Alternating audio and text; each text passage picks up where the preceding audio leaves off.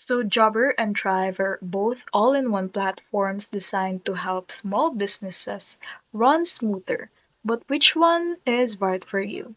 So Jobber is ideal for home services business like landscapers, cleaners, or HVAC pros. It shines with job scheduling, invoicing, coding, and client management all in a super user-friendly interface. While Thrive, on the other hand, is a broader platform aimed at small businesses in various industries, from salons to legal services. It offers CRM marketing, automation, appointment booking, payments, and even a client portal. So the bottom line for these two sites is that you should get or choose the jobber if you run a field-based business and want simple, powerful tools to manage daily operations. You should go with Thrive if you need an all-in-one CRM and marketing platform with customer communication at its core.